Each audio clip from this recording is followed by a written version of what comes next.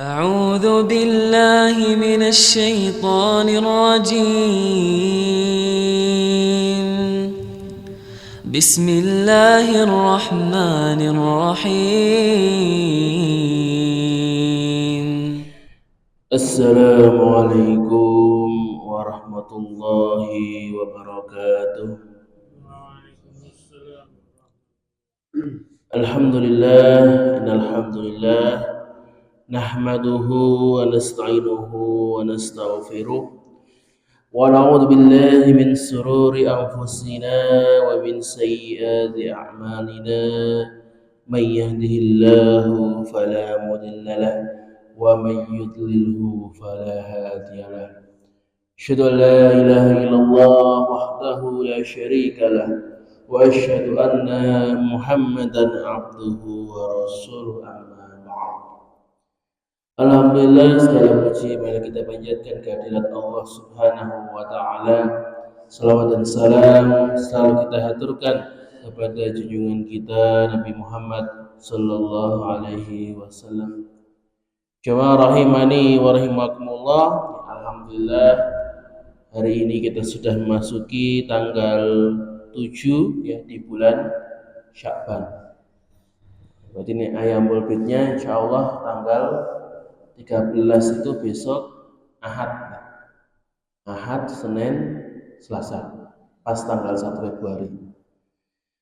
Nah, bulan Sya'ban ini jamaah rahimani wa rahimakumullah yang merupakan salah satu bulan yang mungkin kebanyakan orang sering melalaikannya. Kenapa? Karena posisinya itu kejepit di antara dua bulan yang mulia, yaitu bulan Rajab dan bulan Ramadan. Banyak orang yang memuliakan bulan Rajab karena merupakan bulan haram, kemudian ada Isra Mi'raj, dan bulan Ramadan tentu bulan yang salah satu bulan yang mulia, bulan untuk beribadah. Nah, bulan Sya'ban ini yang kejepit ini biasanya sering dilalaikan. Padahal di bulan Sya'ban ini banyak sekali amal-amalan yang diajarkan oleh Rasulullah Shallallahu Alaihi Wasallam. Dan ketika kita itu beramal di bulan Sya'ban, itu bisa mendapatkan salah satu keutamaan, yaitu keutamaan beribadah di mana orang-orang itu sedang lalai. Jadi ada satu waktu di mana Allah memberikan balasan yang lebih, memberikan tambahan pahala kepada orang yang beribadah di waktu di mana kebanyakan orang itu sedang lalai, sedang tidak beribadah. Ya contoh kalau waktu harian itu di waktu sebelum subuh ya, waktu tahajud, di mana kebanyakan orang sedang tidur atau sedang begadang, nonton bola. Nah, ketika kita beribadah di waktu tersebut, pahalanya itu lebih besar. Karena bisa beribadah, bisa menyembah Allah di mana orang-orang lain itu dalam kondisi terlalaikan. Maka ibadah apa saja yang bisa kita lakukan di bulan Sya'ban ini? Yang pertama adalah tentu kita mempersiapkan untuk menyambut Ramadan. Karena yang namanya Ramadan itu seperti maraton ibadah kita, puncak ibadah kita. Maka kalau kita mau Ramadan kita tidak sia-sia, harus persiapan dari sekarang. Mulai dari persiapan ilmu, kita supaya tahu Ramadan itu harus ngapain saja, ibadah apa saja yang harus dilakukan, apa yang tidak boleh dilakukan, supaya jangan sampai puasa kita itu hanya menahan lapar dan dahaga saja.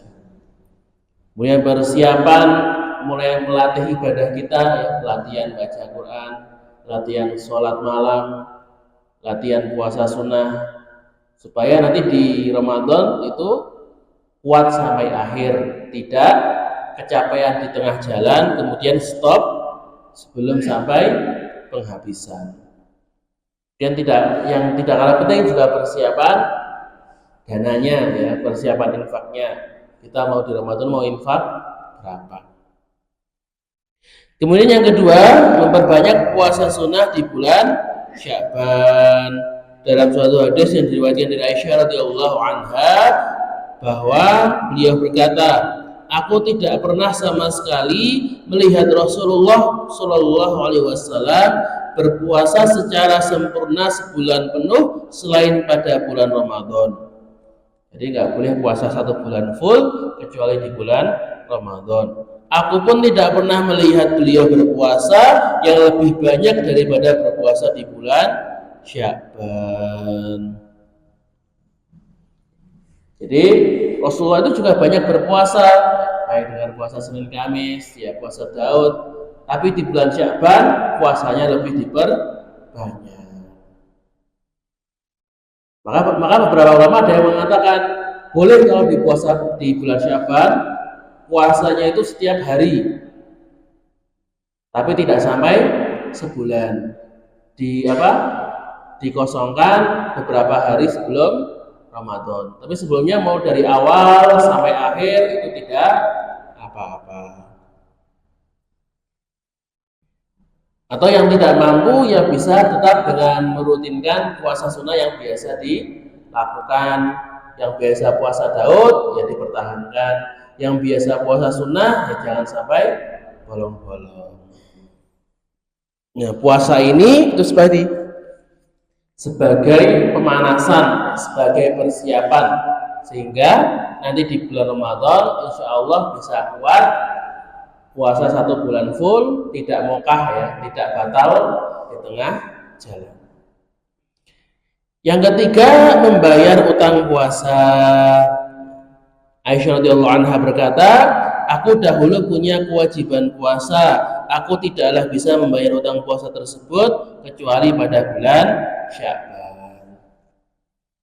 Jadi ini yang kemarin Ramadan masih punya utang puasa yang belum dibayar. Ya monggo, masih ada 3 minggu lagi dan bisa segera dibayarkan. Jadi kalau bisa, dan insya Allah bisa, ketika Ramadan itu datang, kita tidak lagi membawa utang puasa. Jangan sampai kok nanti utangnya dirapel ya. Masih punya utang puasa Ramadan lalu, Ramadan 2 tahun sebelumnya, Ramadan 3 tahun sebelumnya, ini kan bahaya. Jadi kalau bisa itu setiap tahun itu utang Ramadan yang diselesaikan pada tahun itu juga. Jangan sampai kita memasuki bulan Ramadan tapi masih membawa beban utang puasa Ramadan. Karena kalau masih utang itu nanti akan ditagih. Bahkan ketika meninggal pun tetap akan ditagih. Dan orang ahli warisnya ya ketika orang yang meninggal itu punya kewajiban puasa bisa membantu mengqadanya. Kemudian yang keempat, nah para ulama menganjurkan untuk memperbanyak membaca Al-Quran sejak bulan Sya'ban. Maka Salam bin Khalil berkata, dahulu bulan Sya'ban disebut pula dengan bulan para qurra. Karena para qori itu yang orang yang senang baca Al-Quran itu membacanya tidak hanya di bulan Ramadan, tapi mulai di bulan Sya'ban. Jadi sebagai latihan. Karena kan kalau kita di bulan Ramadan itu harus pasang target minimal berapa kali khatam. Jangan cuma 1 kali. 1 kali itu target di hari biasa. Ya minimal 2 kali. Bisa 4 kali, bisa 5 kali, bisa 10 kali, alhamdulillah. Nah, tapi kalau kita mau khatam, misalnya khatam 5 kali. Khatam 5 kali berarti kan setiap 6 hari itu khatam sekali. Berarti 1 hari paling tidak baca 5 juz. 5 juz itu 100 halaman. Nah, ini misalnya hari-hari biasa kuatnya sehari itu cuma baca 5 halaman, cuma baca 10 halaman, kemudian ketika Ramadan tiba-tiba suruh baca 100 halaman, ya tidak akan kuat. Mesti akan mutung tengah jalan. wah capek ini, wah, ini nggak enak, ini udah nggak kuat lagi. Mesti seperti itu. Bagaimana supaya kuat? Ya kita latih dari sekarang. Yang semulanya 10, coba minggu pertama ditambah sampai 20. Minggu kedua naikin jadi 40. Ya, minggu ketiga 60. Minggu keempat 80, 4 juz per hari. Nah, nanti ketika hari pertama Ramadan, insya Allah ketika membaca 5 juz per hari itu akan kuat. Tapi tadi harus dimulai dari sekarang, latihan dari sekarang.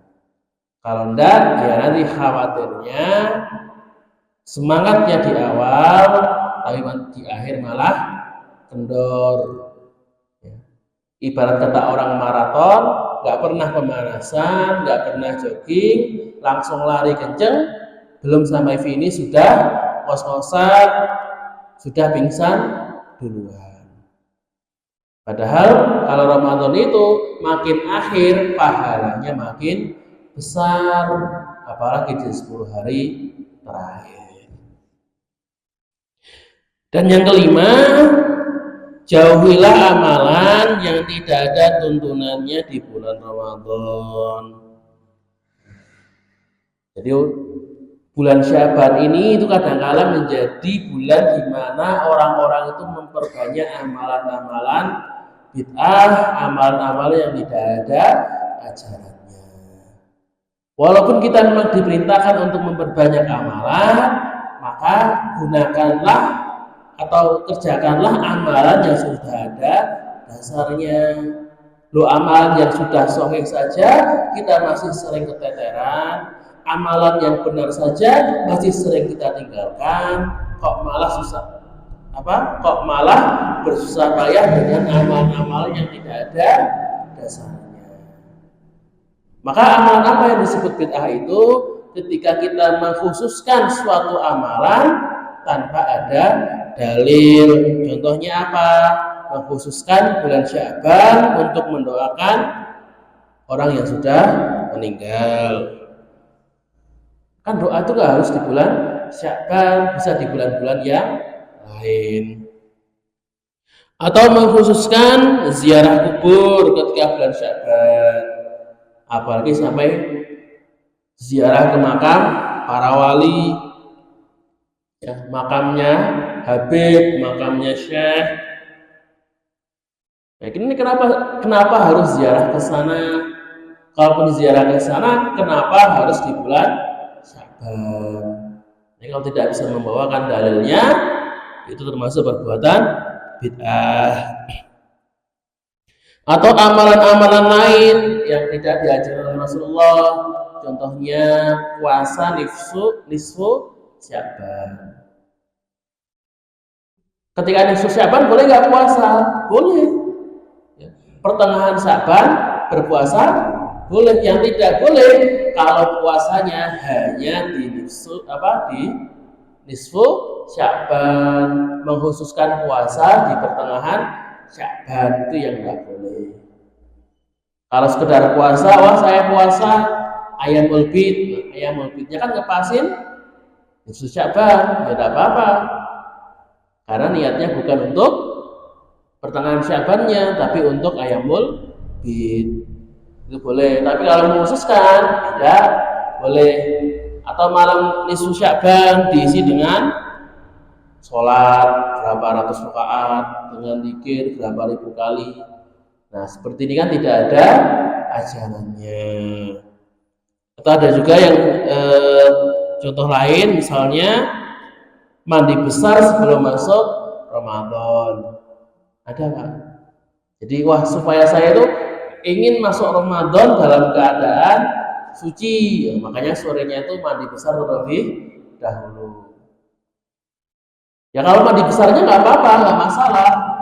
Nah, tapi kalau diniatkan karena menganggap bahwa Ramadan itu harus mandi besar, harus masuk dalam keadaan suci, dan mandi besar ini ada manfaatnya, ada pahalanya, nah itu yang dianggap sebagai bid'ah yang mengada-ngada.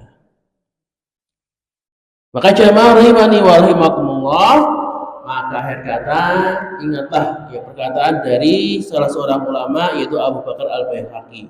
Beliau berkata, bulan Rajab adalah saatnya menanam, bulan Sya'ban adalah saatnya menyiram tanaman, dan bulan Ramadan adalah waktunya memanen hasilnya. Semoga kita bisa banyak beramal di bulan Sya'ban ini, dan semoga kita dimudahkan untuk berjumpa dengan bulan yang penuh berkah, yaitu bulan Ramadan. Amin amin ya rabbal alamin. Akhir kata, jika ada salah kata, maka adanya dari diri saya sendiri, dan saya mohon maaf sebesar-besarnya. Dan jika ada kebenaran, maka datang dari Allah Subhanahu wa taala, dan semoga kebenaran ini bisa kita terapkan dalam kehidupan kita sehari-hari. Bila taqul hidayah wal wal inayah nun wal qalam kama yasun mustabiqul khairat subhana rabbika rabbil izzati amma yasifun wa salamun alal mursalin walhamdulillahi rabbil alamin. Tsumma assalamu alaikum warahmatullahi wabarakatuh.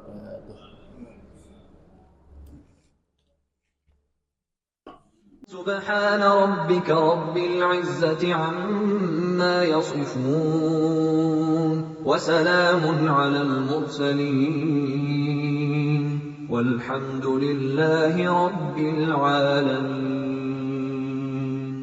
صدق الله العظيم.